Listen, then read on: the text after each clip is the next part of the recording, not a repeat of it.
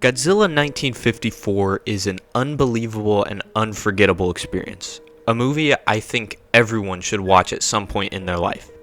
If you haven't seen it, I would probably recommend watching the movie first, then this video, as it will feature major spoilers, and this is one movie you do not want spoiled. Anyways, in this video, I'd like to talk a little bit about my favorite scene in the movie, and one of my favorite scenes of all time. And that is the scene where the oxygen destroyer kills Godzilla and Dr. Serizawa. I love this scene for so many reasons. It's a beautifully crafted reflection of the characters and the choices they made, as well as the choices that were made for them. It's a heart-wrenching decision that resonated with me for days afterwards, and it's a perfect ending to an incredibly impactful movie. So, to begin, I want to real fast mention that the score in this movie is just perfection.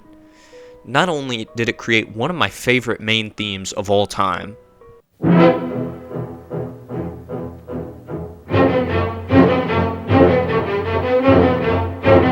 but the whole score in general is just horrifying and tragic and intense in a brilliant way.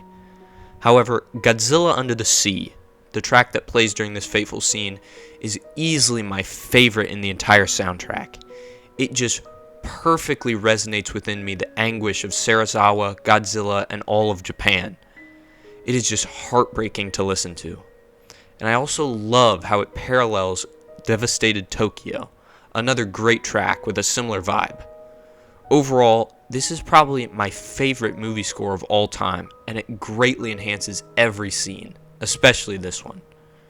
Alright, so the build up to the scene is also very important to consider as it sets the stage for why it's so impactful. Serizawa has created a weapon that could potentially wipe out all of humanity, but refuses to use it, knowing how dangerous it is. Serizawa really is a great man, a brilliant scientist who won't use the deadly weapon he created ever, even for a righteous cause. But after hearing the prayer for peace, he realizes he is the only one who can stop Godzilla and end the suffering. So he burns everything he has relating to the oxygen destroyer so that no one can ever use it. This is the last and only time it will be used. Now for the real meat on the bone, the scene itself. When the oxygen destroyer is activated, Serizawa does not follow Ogata back up to the surface.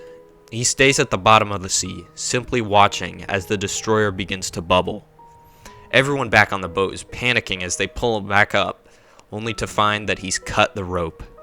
They all watch in silence as Godzilla rises to the surface, choking and struggling as its body deteriorates.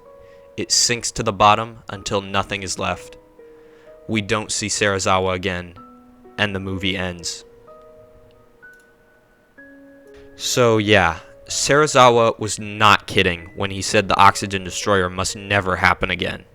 He realized that as long as he is alive, the oxygen destroyer can still happen, and the only way to completely eradicate its existence and the possible destruction of humanity is death. And that's a great parallel with Godzilla. Godzilla was a creation of humanity's, and likely would have resulted in its ruination if left to rampage. Let's ignore Raids Again and versus Megaguirus for just a moment. As long as it is alive, everyone is in danger, and the only way to completely eradicate its existence and the possible destruction of humanity is death. Neither deserved such a cruel shared fate, but knowing humanity's foolishness and ignorance, Serizawa took it upon himself to bring them both down together, the two greatest threats to mankind. Serizawa does not sacrifice himself for humanity. He chooses to go down with the ship because he knows he's the burden. He and Godzilla were both great beings. Serizawa, a brilliant and compassionate scientist, and Godzilla, a powerful, majestic creature. But they were both ruined by humanity.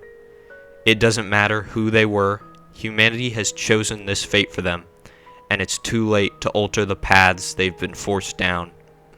We can only save ourselves through unwavering kindness and bravery, and Serizawa is the epitome of both, willing to do what's right to save everyone, even if it costs him his life. And that's about all I have to say. There's a lot more I could talk about with this movie, but I suppose I'll save it for another day.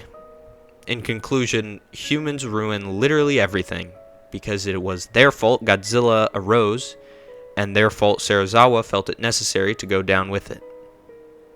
But seriously, this movie is mind-blowing. I'm hoping that if you made it to this part in the video, you've already seen the movie, but watch it again because it's so good. But now, to continue my marathon of every Godzilla movie, I'm halfway through. Thank you for watching this short little video, and subscribe.